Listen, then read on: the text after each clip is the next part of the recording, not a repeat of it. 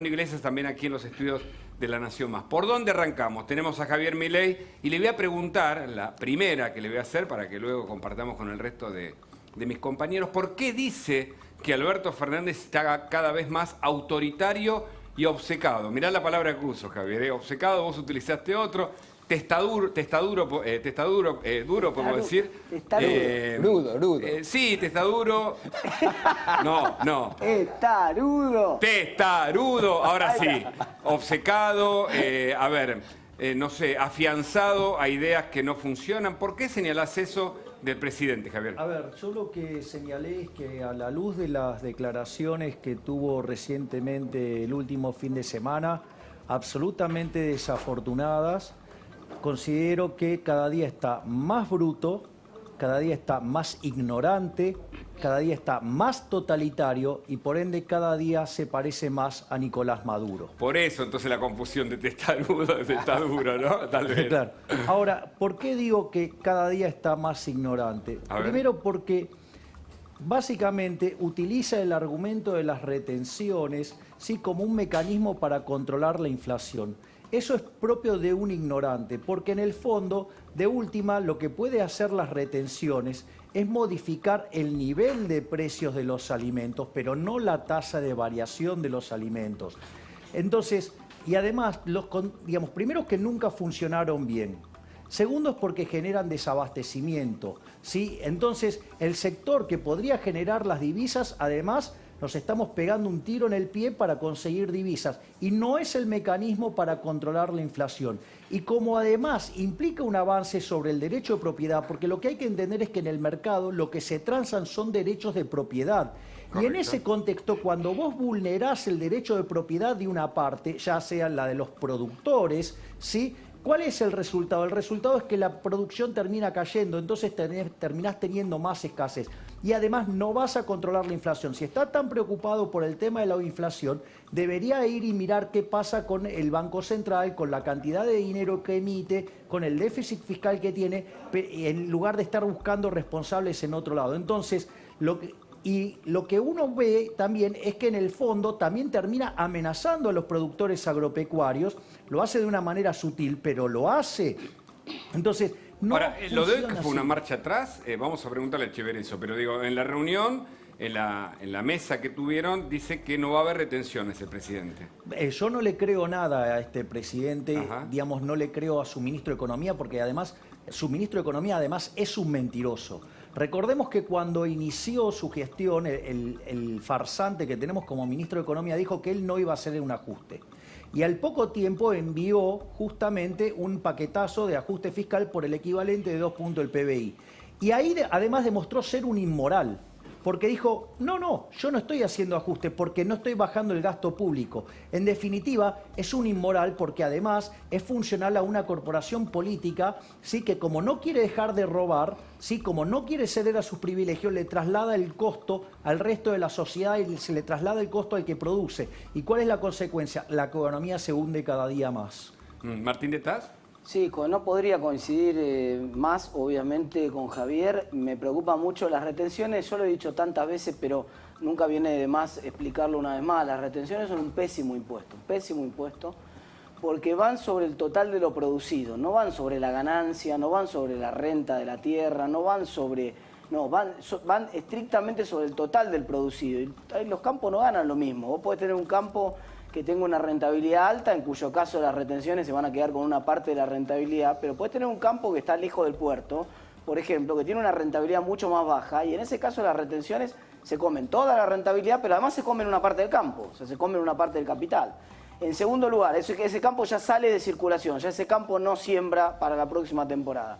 Pero además, las principales retenciones, en segundo lugar, las estás poniendo sobre la soja, que no tiene nada que ver con un producto que nosotros consumamos, ni sea un alimento que quiera bajar el precio doméstico de la soja. Sería disparatado que el objetivo del gobierno sea bajar el precio de la soja. En tercer lugar, cuando vos pones retenciones, esencialmente es un impuesto a la inversión.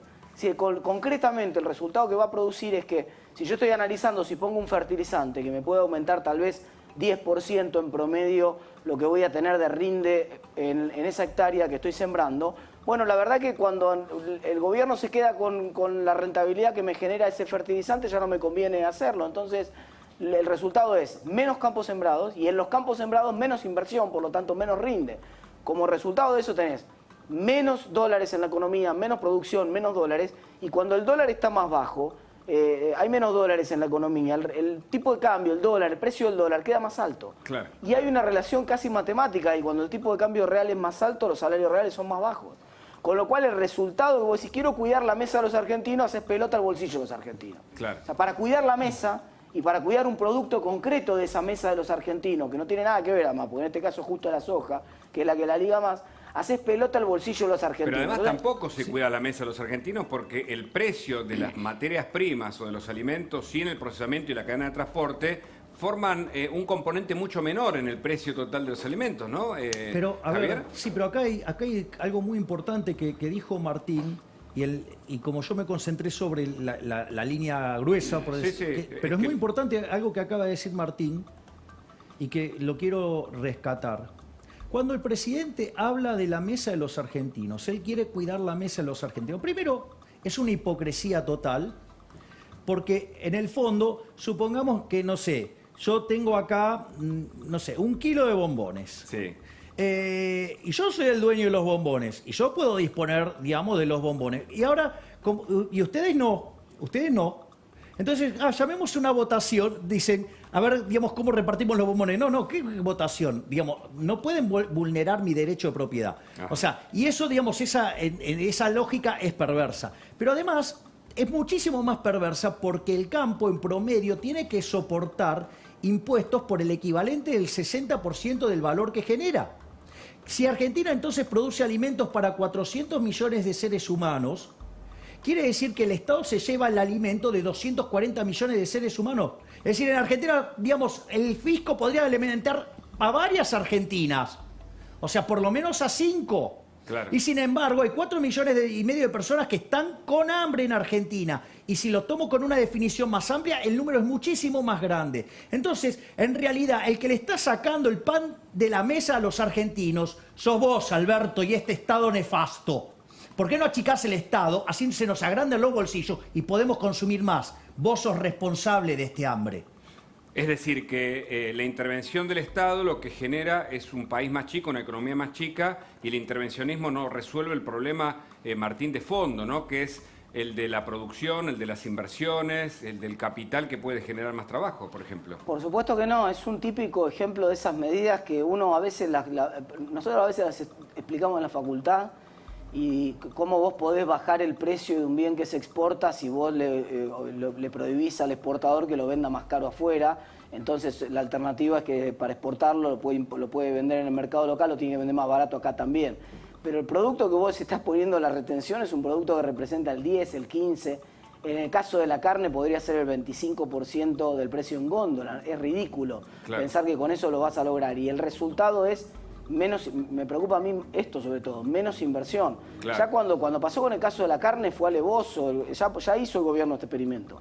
Ya puso el gobierno los controles límites. de precio, dividir los precios. Exactamente, además que genera una corrupción fenomenal, que es el otro problema, los controles estos. Si los productores no se ponen de acuerdo, no escuchan, dijo algo así como un poco soberbio el presidente, si los productores no escuchan, entonces les voy a tener que poner cupos a las exportaciones. Pero Mire, entonces va con los anuncios, va por un lado y después tiene que retroceder. Los cupos a las Quiere quedar bien con todos. ¿Cómo es la política monetaria del gobierno o económica en este caso para controlar los precios? Bueno, ese es el otro problema. Vamos, el Sí. propio gobierno que de un lado del mostrador inunda toda la economía de peso, del otro lado del mostrador tira 3 salvavidas.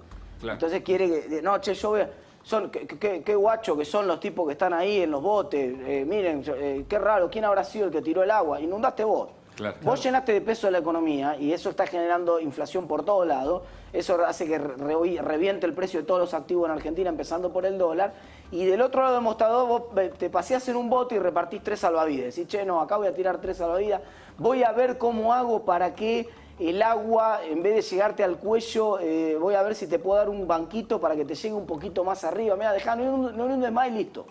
Javier, ¿y existe una posibilidad de que el gobierno cada tanto declare a favor de un sector que le pide cierto extremismo, digamos, en esa agenda ideológica más ligado a la vicepresidenta y que después cuando tiene que reunirse con los actores, como lo hizo hoy, afloja porque quiere ser más componedor? ¿Qué es lo que ves? Bueno, pero es que justamente cuando él recita estas burradas, está recitando al Instituto Patria. Ajá. Es decir, a ver, una de las burradas enormes que dice, por ejemplo, en esa entrevista Alberto Fernández, dice, no, ¿cómo puede ser que pretendan cobrar el precio internacional si ellos producen en pesos? Una burrada total. Porque, Hugo, yo te hago una pregunta. Yo te ofrezco 2 trabajos idénticamente iguales. En uno te pagan más y en otro te pagan menos. ¿Cuál vas? Por hacer lo mismo. Al que te paga más. Bueno, el productor hace lo mismo. Alberto, mira, Alberto, te voy a ayudar y te voy a dar una clase de teoría del valor. No son los costos lo que determinan los precios, son los precios lo que determinan los costos. Te lo cuento con una alegoría, así aprendés y se la contás a los chicos de la Camporonga, así aprenden un poco de economía también. Mirá, sucede que llego a una ciudad donde no hay vino. Entonces digo, uy, mirá qué interesante, me voy a llenar de plata vendiendo vino. O sea, entonces me consigo la botella, me consigo la etiqueta, el corcho, el vino, la botella. Y además, ¿sabés qué? Como estoy solo, le cargo un bruto margen. ¿Sí? ¿Sabés qué es una sociedad de abstemio? ¿Me querés decir qué hago con la botella?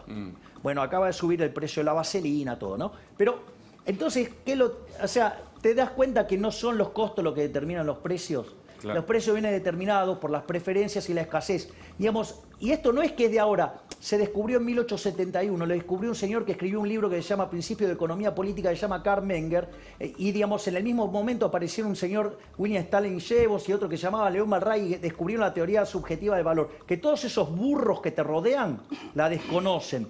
Y en tanto y en cuanto sigas apelando a esto, va a salir todo mal. Y cuando quieras apelar a los controles de precios, también van a salir mal. ¿Sabes por qué? Porque hay evidencia empírica desde el año 2800 a.C., la quinta dinastía de los sumerios, que los controles de precios nunca funcionaron. ¿Y querés que te diga algo? Tus declaraciones, Alberto, cada día te hacen parecer más a Diocleciano. ¿Qué vas a salir a matar gente? ¿O los vas a hacer quebrar con tu espada llamada Paula Español? Dale, Alberto, eso nunca termina bien. Y si a eso sumamos el desastre que estás haciendo en términos de política monetaria y fiscal, estás generando la próxima gran bomba argentina. Bueno, claro, vamos a volver sobre la economía porque los países vecinos además crecen. Brasil está creciendo, pero también cuando nos comparamos con la región, que es la verdadera comparación que tenemos que hacer, a nivel de la vacunación estamos quedando muy atrás. Mientras Chile pica en punta con vacunas compradas para 88 millones de personas, la Argentina está por encima de 50 y ocupando un 6º lugar. Por encima de nosotros está Chile, está Brasil, está México, está Perú. Ya nos vamos a meter porque Firko Andajasi tiene información sobre el tema vacunación. Pero hablando de esto, en materia judicial, ¿cuáles son las medidas, las últimas medidas que el gobierno está tomando? Silvina Martínez, buenas noches.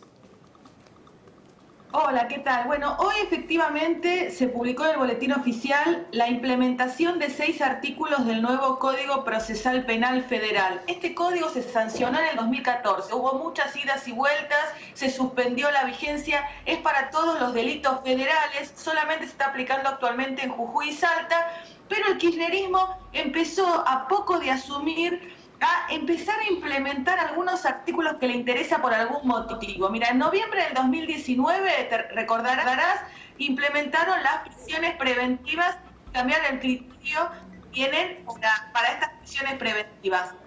Y ahora lo que cambian es el criterio de la sentencia firme. ¿Qué dice que una sentencia va a poder ejecutarse una condena cuando haya sentencia firme? O sea, cuando esté en última instancia en la Corte Suprema. Ahora, prevé la revisión de las sentencias firmes a favor del condenado en por lo menos 6 supuestos. Y podés pedir los 6 supuestos en diferentes oportunidades. Y cuando pedís la revisión, te pueden otorgar, digamos, la limitación a esta prisión preventiva. Por ejemplo, si la Corte Suprema Internacional, la Corte Interamericana de Derechos Humanos, establece una revisión. O si se determinó si los hechos o los testigos o la prueba por la cual te condenaron fueron falsas. Pero acá hay un tema para tomar mucho cuidado. A ver, esto puede ser falso, decretado por otro tribunal, o dice el artículo cuando sea evidente. ¿No te suena un poco a Lawfare, a toda la idea esta de... Pero Silvina, y ahora... Totalmente, pero además, a ver, para pasar también en limpio varias cosas que vos señalás y que preocupan a un sector de los argentinos es...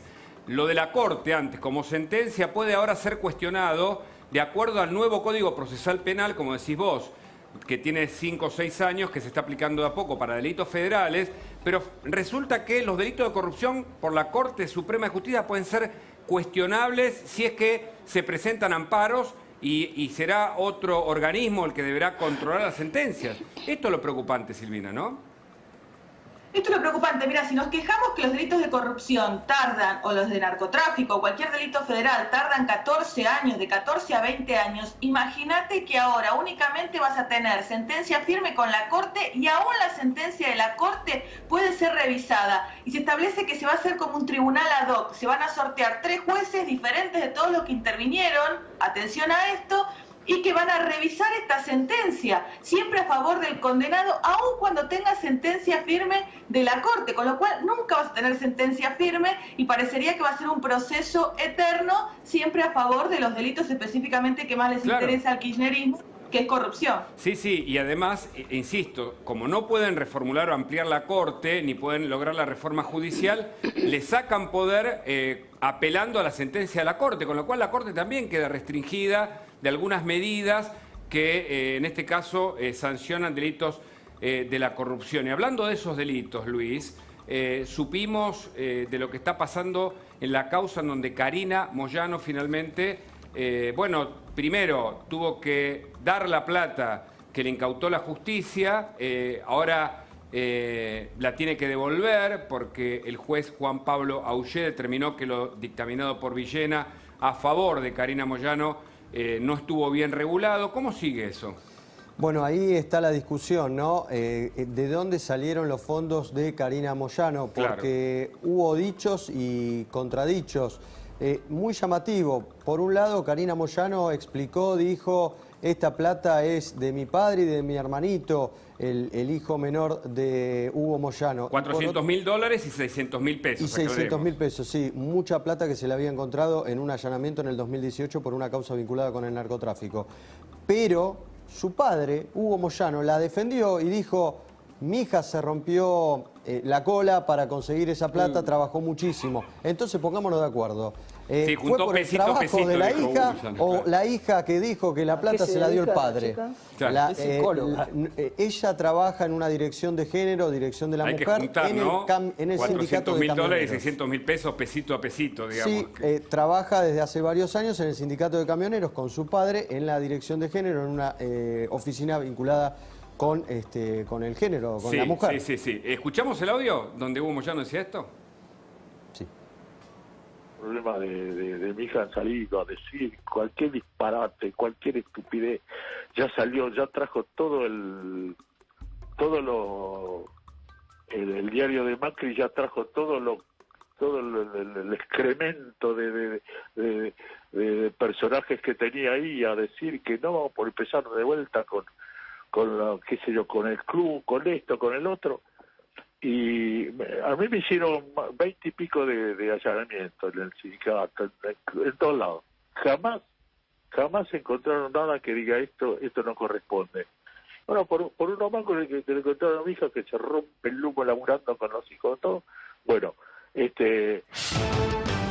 Claro, parece por momentos una broma. Él cree que en verdad lo que dice, no sé si lo dice para su público, si lo dice como un dato anecdótico, pero no es menor que la hija en una causa por narcotráfico, repetimos, que investiga el juez Juan Pablo Augé, que se toma vacaciones y en ese momento el pedido del abogado Germanos es al juez Villena que subroga la causa, la sobresee y le devuelve la plata. Bueno, eso está siendo revisado ahora. A propósito decimos, hoy Germanos tenía que declarar en una causa. Así es. Mañana declara Víctor Ortel en una causa por coacción sobre un arrepentido en la causa independiente y no fue. ¿Sabés cuál fue el argumento, Luis y Silvina? Que tiene síntomas parecidos al COVID. Eso dijo el abogado de los Moyano, Germanos. ¿Germanos? Sí. Hugo, sí. Esta causa no era como testigo, tenía que ir como imputado, estaba en una indagatoria, como vos decís. Dijo que había estado en contacto con gente que le había dado positivo en el COVID. Pero es llamativo porque es muy grave. Vos lo habías contado en la cornisa. Habrían apretado a una persona clave de la causa que tiene que ver con la asociación ilícita en el Club Atlético Independiente, el Barra Brava detenido, convertido en imputado colaborador, Lagarone. Sí, totalmente. Y Germanos estaba ahí vinculado con ese cambio, con ese intento de que baje su testimonio Lagarone en contra de Pablo Moyano. Es importante contar estos episodios porque acá está el abogado de los Moyano y los Moyano que tienen varias causas judiciales y a su hija en este momento que recibió un beneplácito de un sector de la justicia. Vos decís, Silvina, que hay una parte de la justicia que actúa conforme a los intereses del actual gobierno. Algunos hablan del plan de impunidad, otros señalan, bueno, la aplicación ahora de estos artículos para licuar las sentencias en causa de corrupción.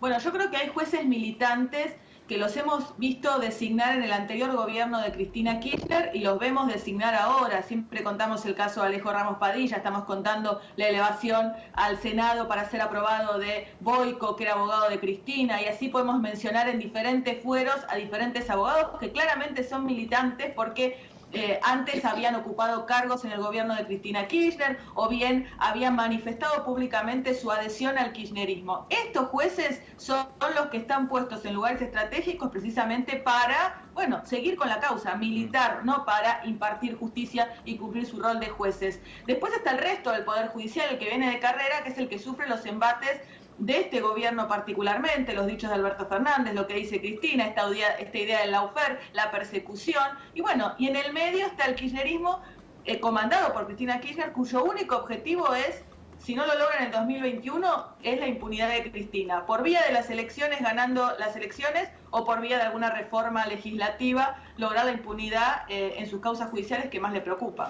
¿Pensás que finalmente habrá un indulto para Vudú y algunas de estas acciones que tienen los voceros del gobierno pueden tener respuesta en algún nivel judicial? No, yo no creo que efectivamente haya un indulto por parte del presidente o alguna medida por parte, hoy con la composición y con la realidad que tenemos, una medida de amnistía por parte del Congreso. Sí creo que la aplicación de estos artículos que estábamos mencionando hoy lo van a beneficiar porque claramente ahora va a pedir una sentencia de revisión cuando le pidan volver a la cárcel. Tiene 6 instancias por los 6 incisos del nuevo código que se lo habilitan. Con lo cual yo creo que a Vudú preso no lo vamos a ver, por lo menos en la cárcel, en el corto plazo. ¿Las sentencias de revisión pueden aplicarse para el resto de los juicios? Recordemos que Ruta al Dinero K tiene sentencia la próxima semana. Obra Pública comenzó la segunda parte del juicio con la declaración de los testigos, la segunda etapa de declaración de los testigos. Va a comenzar la causa Cuadernos, Otesur, Los Sauce, Memorándum por Irán, a favor de Irán, Dólar Futuro, entre otros juicios. ¿Allí siempre se va a poder revisar las sentencias, aun cuando la Corte refrende lo dictado en los tribunales? Exactamente, vos pensás que vas a tener la condena, después vas a tener la Cámara de Casación y después vas a tener la Corte. Ya Casación se toma su buen tiempo, la Corte se toma años en decidir y cuando pase todo esto vas a tener la instancia de revisión. Te vuelvo a insistir, son 6 incisos y te establece el artículo que aunque te rechacen uno podés ir por los otros motivos, o sea vas a tener 6 pedidos de revisión que hacer y mientras esto pase, bueno, hay una interpretación, hay que ver qué dice la justicia si es que no tenés que agotar todo esto para que efectivamente quede firme una condena. Vos pensás los juicios de corrupción, pero pensá en narcotráfico, pensá trata de personas, son todos delitos que son federales y que también van a tener el mismo tratamiento, ¿no? Con lo negativo que implica para la ciudadanía, para la sociedad en general esto.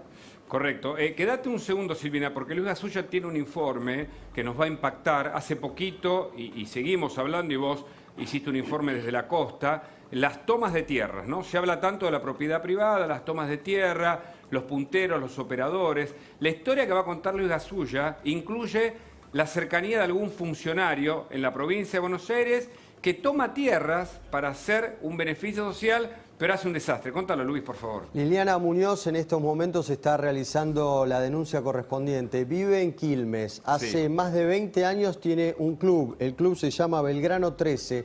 Construyeron en un predio que habían ganado, que lo compró, unas canchas de fútbol en el que practican 400 chicos ese deporte. ¿Qué pasó? Llegó un concejal de parte de Mayra Mendoza. El concejal es Diego Méndez. Méndez tuvo su momento de fama porque fue denunciado por las chicas por abusador sexual en la Cámpora. Méndez llegó, está registrado ¿Y qué hizo? Pasó la topadora, se quedó con los terrenos porque dice acá se va a hacer un centro de residuos, estos terrenos son para la Intendencia. La mujer está haciendo la denuncia policial correspondiente con los papeles en mano y están los videos, cavaron una zanja para que los chicos no pudiesen ingresar a la cancha y le sacaron los arcos, destruyeron el predio. A ver, vamos a ver el material. Del municipio también para que venga, nos juntemos. Pará un poco, porque si gritamos no nos entendemos ninguno. Pará, está él y está vos, que son los responsables. Pará que hablo con alguna gente más del municipio que venga y nos juntamos nosotros. Hablamos y vemos que podemos resolver. Porque si no gritamos todo y no resolvemos nada. Vale, yo quiero que... Policía apuntando a Mayra Mendoza que le rompa nuestra cancha. Está loco, está. Mayra Mendoza no te rompe las cosas a nosotros. Sacalo.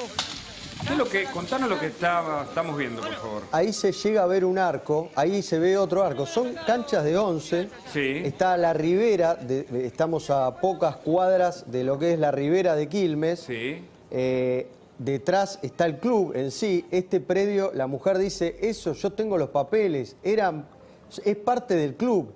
Y vinieron porque quieren hacer un centro de reciclaje, que ahí funcione una especie de, bueno, un lugar donde se recicle la basura, y empezaron a tomar los terrenos. Pero el hombre vino sin una orden judicial, sin ningún tipo de pedido de la justicia. ¿Este es el acusado? Este es el hombre que da la cara, que es un concejal del Frente de Todos, Diego Méndez. Que va a ser denunciado ante la justicia. Ya lo denunció Liliana Muñoz. ¿Y vos decís que viene de parte de Mayra Mendoza? Él se presenta como vengo de parte de la intendenta. Y por eso después en un momento, en otros videos y en el anterior, se escucha que los chicos dicen, mándenle mensaje a Mayra, que esto lo resuelvan. La cancha quedó destruida, me decía la mujer. Les terminaron sacando los arcos y construyeron una zanja para que no se metiesen al terreno, de 3 metros de profundidad. Claro, cuando se discute la propiedad privada, y también Javier Milei sabe de esto porque hemos hablado con él de este tema, bueno, todos los que hemos señalado el riesgo de los avances en las tomas de tierra y de los punteros políticos, en estas imágenes vemos un resumen, una síntesis de lo que puede pasar cuando la política opera en medio de una crisis social.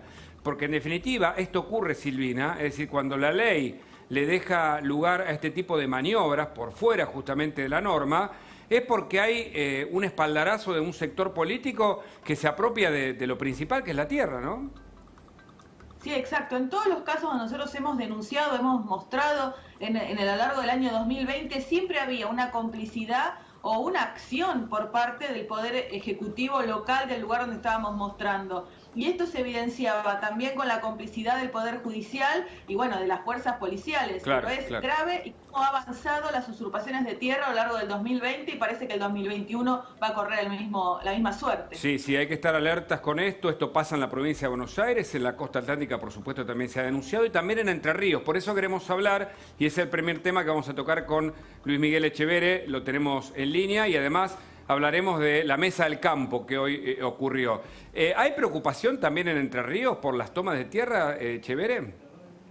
Sin ninguna duda, es un modus operandi lo que estamos viendo, o sea, se repite en diferentes lugares del país, donde claramente el poder político impulsa a estas organizaciones para que lleven adelante esas acciones. Si no, no tendría, digamos, ningún tipo de posibilidad que alguien venga, se meta en un predio privado y por la fuerza retire o corra a sus legítimos dueños y trate de apropiarse. Acá en Entre Ríos, como saben, una agrupación que lidera Grabois intentó tomar un campo. Durante 15 días estuvo usurpado por más de 100 personas en algunos momentos, y la justicia aquí dispuso en las 3 instancias del fuero penal que eso era que había que desalojar el predio, o sea, desalojó a los usurpadores, y en este momento hay 36 imputados. Pero creo que el mensaje de todo esto es que hay que plantarse, hay que ponerse firme con la ley en la mano y enfrentar a este tipo de personajes que a través de la prepotencia y del autoritarismo quieren quedarse con lo que no es de ellos. O sea, quedó demostrado en esta provincia y en otros lugares más que si se encuentran con gente que está dispuesta a defender con su cuerpo la propiedad privada, tiene que dar marcha atrás. Y por supuesto con una justicia que aplique la ley vigente en la Argentina, que por la Constitución Nacional respeta el derecho de propiedad privada. Federico Andajasi tiene una pregunta sobre este tema, Echeverre, por favor. Sí, Echeverre, ¿cómo le va? A mí hay algo que no me termina de cerrar en estas tomas, que evidentemente están apañadas por el gobierno, pero, a ver, es muy poca la gente que se beneficia, ¿no?, entre comillas, con estas tomas, pero es muchísima la gente, no solamente que se perjudica, sino que teme que sus propias tierras, sus propias casas sean tomadas. Quiero decir, lejos de ser algo popular, es muy impopular. Ver estas tomas es algo muy impopular que tiene un gran costo para el gobierno. De hecho, lo que pasó ahí en sus tierras, Echeverre, tuvo un costo enorme político para el gobierno, igual que el caso Vicentín. Yo no termino de entender cuál es el beneficio del gobierno de auspiciar de alguna forma estas tomas. ¿A usted qué le parece? ¿Qué hay detrás de esto? Sí, coincido totalmente que no tiene ningún rédito político y es más, tiene un perjuicio político, un costo político muy alto, porque nosotros pudimos comprobar en carne propia que este tema es como que estaba subyacente, no era algo que estaba, digamos, a flor de la opinión pública, no era algo de lo que se hablaba, pero bastó ese detonante para que mucha gente se viese identificada con situaciones similares. Y por eso, digamos, fue que tuvo tanta repercusión. Pero si vamos al fondo, a mí me parece que la intencionalidad es justamente para empezar a erosionar instituciones que están muy arraigadas en nuestro país y que están previstas en la Constitución Nacional, como decíamos. O sea, erosionar la propiedad privada, erosionar el principio de justicia, erosionar el principio de autoridad, o sea, permanentemente, como la gota que cae en la piedra todos los días y poner en duda nuestras instituciones más firmes para subvertir, en definitiva, el orden o lo que manda la Constitución Nacional. Y eso, bueno, en gente desinformada, en gente desprevenida, bueno, por ahí empieza a aprender. Y dice, sí, bueno, incluso le agregan una cuota de romanticismo, ¿no? A barajar día de nuevo, y eso atenta contra la democracia. Digo, el romanticismo en el sentido revolucionario, entre comillas, de quienes no saben plantar perejil, pero avanzan violentamente, tal vez con algún sector del gobierno que los apoya. Y en ese sentido, la decisión hoy en la mesa con el gobierno, ¿es para ustedes satisfactoria respecto a que no habrá retenciones? ¿O no les alcanza? ¿O no le creen o sí? Yo creo que hoy la gran mayoría de los productores está pensando con qué necesidad Alberto Fernández retó a todos los productores de la Argentina el domingo pasado. Menos mal que no subió las retenciones. Pero ¿con qué necesidad acusó a cientos de miles de productores argentinos a que éramos culpables de subir los precios, cuando hoy admitió que no lo era así? O sea, ¿por qué poner en vilo a la sociedad? ¿Por qué poner en estado de alerta a todo un sector productivo? Es probar, Echeverre, es probar a ver si funciona ese mecanismo de avanzar y después retroceder, ¿no? 3 pasos para adelante, 2 para atrás. Si lo unimos al tema anterior, hasta esa lógica tiene. Entonces, erosionemos la legitimidad de producir, pongamos en duda, como puso un actor cómico hace unos días, diciendo, bueno, en tales casos ponemos entre comillas la propiedad privada. Sí. Bueno, todos los días un poquito, todos los días un poquito. Ajá. Y bueno, a lo mejor creen que de esa manera pueden llegar en algún momento a hacer algo más violento, de cosas que ya fracasaron hace décadas. Martín, que costaron mucha sangre y fracasaron hace décadas en otros lugares del mundo. Echeverre, buenas noches. ¿Usted piensa que esto es esencialmente una retórica del discurso para convencer a los propios, o en realidad fue una suerte de amenaza para acelerar la liquidación del campo y conseguir algunos dólares en este puente hasta que empiecen a entrar los dólares de la cosecha? El gobierno diciendo, bueno, voy a subir la semana que viene las retenciones, como cuando se anuncia que va a subir el precio de la nafta para que la gente cargue antes, ¿no? Entonces, acá da la sensación que quisieron un poco acelerar la liquidación del campo, ¿puede ser? Yo creo que se equivocaron de actor. El que liquida las exportaciones son los exportadores, no los productores. Claro. Como ustedes recuerdan, el productor cosecha entrega una copia, una cooperativa, manda a puerto y, bueno, el que termina vendiendo y generando las divisas es el exportador. Es más, y ahí viene la retención que queda para el Estado. O sea que, por más que amenace, hay tiempos biológicos que no pueden acelerarse. Hoy la soja... Sí, y además... evolución. Sí. Claro, y además le explicaron que en la conformación de los precios, las materias primas ocupan un espacio en esa composición menor, ¿no? Y el presidente dice que se sorprendió. Escuché la declaración de algunos que estuvieron allí sentados. Sí, para mí lo saben de memoria, para mí lo único que quieren es recaudar más y tener plata para tratar de no hacer un papelón en las próximas elecciones que van a perder. O sea, lo mismo con el impuesto a la riqueza, todo mentira, todo cuento, todo relato. El impuesto a la riqueza es un impuesto al capital. Es una mentira que vayan a hacer algo virtuoso sacándole la plata a la gente. Porque en definitiva son y somos los que invertimos, generamos empleo, generamos riqueza y divisas para el país. Si persiguen a los que hacemos eso, el país bueno, ya está muy mal y va a estar peor todavía. Claro. Entonces, el cuento de la mesa de los argentinos, el cuento de sacarle a uno tipo Robin Hood para beneficiar a otro, es simplemente tener más plata para las elecciones y no mucho más, porque no creo que descubrimos nada con esto. Fue lo que hicieron durante 12 años en su periodo anterior de gobierno. Es un relato de anuncios, como pasa también a nivel sanitario. Escuchaba hace rato que el presidente dijo que en febrero van a llegar 5 millones de vacunas, en enero también iban a llegar otros 5 millones. Martín, ¿qué es lo que vos ves a nivel económico? ¿Que el gobierno tiene un plan o finalmente va como armando todo el tiempo mesas o acuerdos para que la cosa no se salga de cauce? El plan del gobierno hubo distintos planes, fue cambiando de plan el gobierno. Cuando asumió, el plan del gobierno, como decía Javier más temprano, era hacer un fenomenal ajuste. Y ese plan, en realidad, cuando llegó la pandemia lo abandonó. El segundo plan del gobierno fue hacer una cuarentena corta y después se le hizo más larga. No tenían plata para financiarla, después le rebalsó por todos lados los pesos que emitieron y generaron una inflación escandalosa. Ahora el plan es cómo hacer para tratar de contener la inflación. Entonces lo que viene ahora es empezar a trazar un poco el dólar para tratar de contener la inflación con ese dique que es el tipo de cambio oficial. No parece haber un plan claro y en todo caso lo que sí me preocupa, y era la pregunta que le quería trasladar a Echeverre, si Echeverre cree que, porque hay un sector de gobierno que sí tiene un plan bastante claro, que es el sector de gobierno liderado por Máximo Kirchner. Ellos tienen un plan que lo han explicitado inclusive, ellos han dicho que te ponen en duda la propiedad privada en la Argentina, que lo tuyo es tuyo pero hasta ahí no más. Incluso después de que pagaste todos los impuestos, hoy lo decía Javier, 60% de presión tributaria. Javier Milei que ahora va para... De 100 que vos generás, 60 se lo queda al Estado, 40 te queda a vos, pero así todos los 40 que te quedan a vos no son del todo tuyos, hay que ver.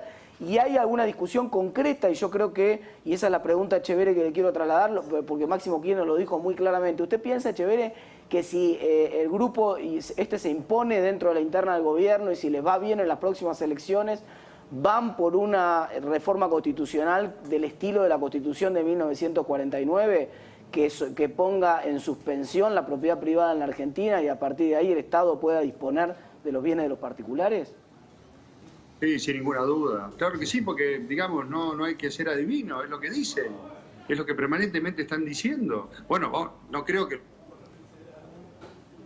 exista el espacio, tal vez, o creo que entiendo para dónde va Echeverre, el espacio en las instituciones y en la sociedad civil para soportar esto. Javier Milei, ¿tu visión sobre esto, el plan económico y el objetivo del gobierno, máximo 2023, tal vez? A ver, yo quiero ir por partes porque hay un montón de cosas interesantes. Comparto con Martín que el ala dura del gobierno, digamos que está en cabeza de los Kirchner, tiene un plan. El plan es el plan del Foro de San Pablo. El Foro de San Pablo, digamos, como objetivo esencial tiene la idea de la Unión Soviética Latinoamericana, digamos, ahora alineados con el Grupo Puebla. O sea, ahí sí hay un plan. En el medio de eso está Alberto Fernández tratando de hacer equilibrio, digamos, entre ese disparate y la vida real que tiene, digamos, y las restricciones de la vida real. Pero quiero ir sobre el punto de la propiedad privada, y esto es lo que me parece esencial y clave para entender. Lo que uno tiene que entender, voy a ir un poquito más atrás para ver de dónde arranca esto. El sistema de precios es a la economía como el sistema nervioso para el ser humano. es esencial, digamos, funciona la economía gracias al funcionamiento del sistema de precios. El sistema de precios, básicamente, ¿cómo se constituye un precio? ¿Cómo se genera un precio? Sí. Yo hago un intercambio, por ejemplo, con Martín, Martín me entrega un bien y Sí. yo le entrego dinero, por ejemplo. Eso lo que hace es marcar un precio. ¿Sí? Sí. Un registro histórico, se llama precio, se convierte en una señal. Esa señal es que algunas personas decidan ser compradores y otros sean vendedores. A veces se coordina. Algunos van a ser compradores, otros van a ser vendedores. Y cuando hay discrepancias entre las cantidades ofrecidas y demandadas, se genera un ajuste en el precio. Es decir, es que es un mecanismo de transmisión de información, de coordinación y ajuste. Ahora, todo este proceso virtuoso, que es lo que hace que funcione el sistema económico, parte de un supuesto no explícito quizás, pero que es obvio, que el bien que me está entregando Martín es propiedad de Martín. Ah, claro. Y que el dinero que yo le estoy entregando es mío. Es decir, eso es lo que yo digo cuando digo, en el mercado se transan derechos de propiedad. ¿Por qué es lo que? Entonces, y ahí es cuando uno entiende el rol fundamental del derecho de propiedad. Porque si yo, mira, me agarro el celular de Hugo y él quiere el celular, y qué sé yo, se lo vendo a cualquier cosa, lo que me venga bien, si total no es mío. Cambiaron la regla de juego. Exacto, cuando vos no tenés derecho de propiedad, entonces no tenés precio. Al no tener precio no hay cálculo económico y el sistema se derrumba. Por eso todos los lugares donde se aplicó el comunismo falla. Por eso en todos los lugares donde es alta la intervención del Estado falla. Porque lo que hace es generar descoordinación dentro del sistema, porque la señal de precios queda distorsionada. Cuando yo hago la estupidez de las retenciones, distorsiono los precios y funciona mal el sistema. Te doblo la apuesta, Javier. Acá no solamente hay una distorsión de que nadie sabe cuál es el precio. Acá, cuando los precios internacionales son altos para lo que produce Argentina, vos estás rompiendo esa señal internacional y el mensaje que le estás dando a los productores locales es, muchachos, no inviertan, no se pongan a producir, porque esto el mundo no lo valora, no hay ninguna necesidad. Lo cual es contradictorio. Lo cual se contradice con el hecho de que esté subiendo el precio. Lo cual es contradictorio además con la teoría estructuralista básica que mucha de esta gente defiende, porque el argumento estructuralista central de Prebisch en la década del 50 era que lo que generaba su desarrollo era el atraso de los términos de intercambio. Es decir, que vos tenías un problema, que los precios de lo que vos le vendías al mundo sistemáticamente bajaban. Y entonces vos cada vez tenías que exportar más toneladas de soja para traerte un tractor. Y era como un proceso. El tema del valor agregado además, ¿no? Vos con las exportaciones son una forma indirecta de producir bienes importados. O sea, vos producís indirectamente. Yo produzco tractores fabricando soja. Entonces, ¿cuántos tractores voy a fabricar? Bueno, si la soja vale más, voy a fabricar más tractores. Pero si la soja vale menos, voy a fabricar menos tractores. Entonces, cuando vos rompés la señal esa y le pagás al productor local menos de lo que vale el producto... Está bajando el costo esencialmente es lo mismo que genera un proceso de subdesarrollo. Lo que le estás diciendo es, mira, cada vez tenés que generar más toneladas de soja para poder conseguirte un tractor. No te dediques a esto, no fabriques esto. Pero aparte, y ahora Echeverre, ¿no? Aparte, entiendo que el campo argentino últimamente adquirió mucha tecnología justamente para agregarle el valor a las materias primas famosas y que ese intercambio con aquellos productos de la tecnología estén más acorde, ¿no? ¿Está bien el razonamiento que están planteando Tetaz y Milei? ¿Echeverre coincide? Está muy bien y tanto coincido que en muchos casos una tonelada de carne argentina vale más que una tonelada de un auto de primera gama alemán. Ah, interesante. Tal cual. Ajá. Tonelada contra tonelada. Tan, digamos, errado estaba Prebisch en su momento y la realidad lo desmintió categóricamente, que sucedió eso, que hoy por el crecimiento demográfico hay más demanda por alimentos que cualquier otro bien y más todavía. Pocos países como la Argentina pueden alimentar al mundo y cualquiera puede hacer en un garaje un auto. O sea que no es una maldición exportar alimentos, un entonces. helicóptero o cualquier otra cosa. Pero no cualquiera puede agarrar una máquina, sembrar un grano y de una manera eficiente producir un alimento sano y nutritivo. Bueno, Argentina es uno de los, sobre todo el productor argentino, es uno de los pocos que puede hacer a pesar de los gobiernos. A pesar de los gobiernos. Quisiera agregar algo con respecto a la propiedad privada que coincido con todo lo que se dijo. Agrego, nadie invierte si no está seguro de la propiedad. Aparte de todo lo que se dijo acá, lo esencial es decir, bueno, ¿quién va a sembrar, quién va a criar ganado o ordeñar leche si no está seguro que lo que es de él es de él? ¿O alguien cree que tiene derecho a quitárselo de una manera violenta?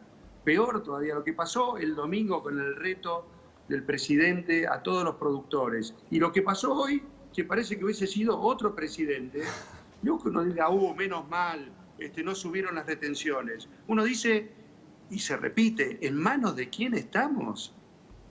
¿Cómo puede ser que un presidente de la nación diga algo un domingo y diga todo lo contrario 3 días después? ¿Qué dirá el domingo que viene? Entonces, ¿invierto? ¿No invierto? ¿Duplico o paso a producir la mitad? ¿O me quedo lo más quieto posible para pagar mis gastos y veo a ver qué tan rápido, o mejor dicho, que esto pase lo más rápido posible? Es muy grave porque está muy claro que ni siquiera el gobierno está ni por casualidad de acuerdo internamente. Lotearon el poder. ¿Lotearon el poder? Que le arrimó votos, a cualquiera que le arrimó, que dijo que le había arrimado votos, le dijeron, bueno, a vos te doy un ministerio, una secretaría, una subsecretaría, te doy la empresa de agua, te doy aerolínea, te doy YPF, y se nota la legua. Y en ese loteo de poder, siguiendo su razonamiento, Echeveré, perdón, en ese loteo de poder, siguiendo su razonamiento, ¿quién tiene más lotes? ¿O quién es el dueño del poder, en definitiva, en la Argentina hoy? Según el día de la semana, uno distinto. Según el día de la semana, uno distinto. Y por eso las consecuencias que tenemos. ¿Cómo puede ser que en un año de pandemia no hayan podido juntar ni siquiera 500.000 de vacunas? No pueden gestionar ni siquiera comprar vacunas. Se festejan que tienen muchos anotados para vacunarse, cuando todos los países de la región y del mundo avanzan diariamente en la vacunación de su población. O sea, es muy grave y no es, digamos, es ideológico, pero sobre todo es de concepción. O sea, no hay gente preparada para gobernar. Y si dijeron que estaban preparados para gobernar, mintieron, porque no tienen ni idea de lo que están haciendo. ¿Federico? Sí, a ver, esa mala praxis que usted menciona, ¿no? Que confundían productores con exportadores. Digo, ¿cómo se puede ser tan elemental y confundir, digo, dos puntos de la cadena que son completamente diferentes, ¿no? Digo, ¿hay mala praxis finalmente en la visión del gobierno?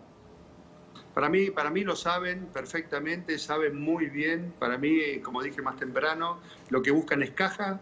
Quieren sacarle plata a cualquier sector para tener fondos para encarar las elecciones y en definitiva, esa división interna de diferentes facciones y formas de pensar es lo que generan las idas y vueltas.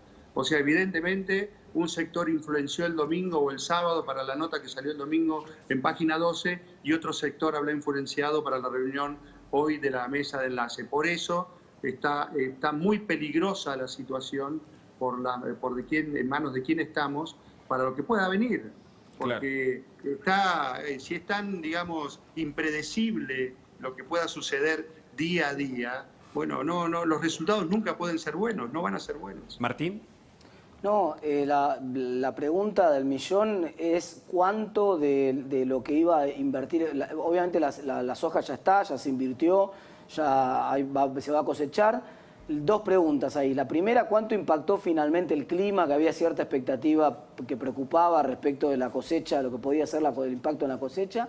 Y el segundo, ¿cuánto va a impactar esto en la decisión de siembra que viene más tarde? O sea, la que tiene que ver con el trigo o con la soja de segunda más tardía eventualmente o con otras decisiones de inversión. Es muy difícil calcular la pérdida. Hubo pérdidas porque toda la época que el maíz estaba florecido y no llovió, eso se perdió. La soja es distinta porque tiene diferentes momentos de floración y pudo haber recuperado en las zonas que llovió, pero nadie puede decir a ciencia cierta cuánto se va a cosechar en vez de cuánto, ¿no? Eso dejamos signo de interrogación. Con respecto al área sembrada, el área sembrada, el tamaño es inversamente proporcional a la presión impositiva. O sea, cuanto más presión impositiva, más se achica el área sembrada. Claro, se achica la Argentina, esto que venimos señalando como hipótesis de trabajo para conversar con cada uno de los protagonistas aquí. Javier Milei, Elisa Carrió, perdón. A los chacareros nos podrán decir básico, pero sabemos sacar la cuenta. Y sabemos cuándo, de antemano, vamos a perder. Y cuando hay un determinado flete del puerto, uno dice, bueno, a partir de tantos kilómetros pierdo plata, no siembro. Claro. Así que cuanto más presionen, menos producción va a haber. No es solamente, perdóname Hugo que agrego un punto, no es solamente la cantidad de área, el área sembrada, sino la inversión la que se reduce. Te pongo un ejemplo muy simple. Ponele que vos tenés un campo que rinde 3 toneladas de soja. Sí. Y estás analizando introducir un fertilizante. Los fertilizantes en promedio te aumentan 10% el rinde. Ponele que entonces ganás 300 kilos más gracias a poner el fertilizante. Sí. Te sale $100 poner el fertilizante. Los 300 kilos sin retenciones vale $500 la tonelada, los 300 kilos valen $150. O sea, vos invertís $100 de fertilizante para ganar 150, de una rentabilidad del 50%, es espectacular. Pero si yo te pongo retenciones del 33%, entonces vos ya no te quedas con los 150, una tercera parte se la quedó el Estado. Claro. Vos te quedás con los 100 extra. O sea, Y aparte, ¿a cuánto compraste fertilizante? Es lo que gastaste en el fertilizante. Vendés, claro. O sea que ya no tiene sentido sembrarlo porque encima tenés el riesgo de que por ahí no te llueve, etcétera. Entonces ya no tiene sentido sembrarlo. Te estoy dando un ejemplo concreto, real, con datos reales de un productor promedio de la Argentina, que es el rinde promedio de 3 toneladas por hectárea, con los precios reales de lo que sale un fertilizante y con la rentabilidad real que tiene un fertilizante. Ya no te conviene poner el fertilizante. Entonces ese campo va a sembrar igual, pero va a sembrar sin el fertilizante y por lo tanto va a tener menos rinde. O sea, son menos hectáreas sembradas y las hectáreas que se siembran con menos rinde. Te agrego, le pongo un nombre a lo que está diciendo muy bien, que es agricultura a la defensiva. O sea, con la menor cantidad de insumos, herbicidas, fertilizantes, cosa de correr el menor riesgo posible porque no sabes qué te va a aparecer. Y le agregaría un elemento más, no hay insumos. O sea, no hay cubiertas, no hay repuestos. Estamos como en la época, ¿se acuerdan? Cuando decir, bueno, a ver, necesito un rulemán. Y en el mostrador de la casa que vende rulemanes te dice, bueno, en este minuto vale tanto. Porque estoy con el proveedor, si me cerrás ya, en este momento... Sí, nos están ingresando... Si no, bueno, no sé hoy me comentaba un despachante de aduanas conocido que le están poniendo un cupo, que el Ministerio de Producción los llaman a los que importan esos insumos y les dicen, mira, vos importabas 100, no, el cupo es 35 para este mes, tenemos menos dólares este mes, así que no vas a poder importar tanto. Claro, cuando vos le pones un cupo, todo se achica. El resultado es exactamente igual al de una devaluación. Lo que haces es que entonces por cobertura, como hay menos producción en el mercado para importar, el precio termina siendo más alto y además por cobertura, por la duda de que no pueda reponer la mercadería, también subo el precio. Entonces... le quiero preguntar a Milei, porque quiero utilizar la metáfora de Elisa Carrió hace unas semanas en este programa, cuando, bueno, y lo señaló también aquí en La Nación, que hay una tormenta, se viene una tormenta perfecta, que la está generando el gobierno. La Argentina, Javier, ¿puede superar esa tormenta perfecta o estamos camino al centro del huracán, digamos? No, este gobierno está comandando el Titanic, ve el iceberg y está pidiendo que aceleremos, que lo vamos a romper todo y nos vamos a hundir como ratas. O sea, ahora quiero ir a un punto que levantó muy bien Echeverre sobre el tema de la inversión y el tema de las retenciones y la amenaza de los impuestos y esta inestabilidad declarada. Porque, y algo muy propio que dijiste, Luis, Hugo, discúlpame. Sí. Mandamos un saludo a Luis. Un saludo al querido Luis. A ver, el tema es el siguiente. Ojo que es 3 pasos adelante, 2 para atrás, pero siempre avanzando hacia la misma dirección.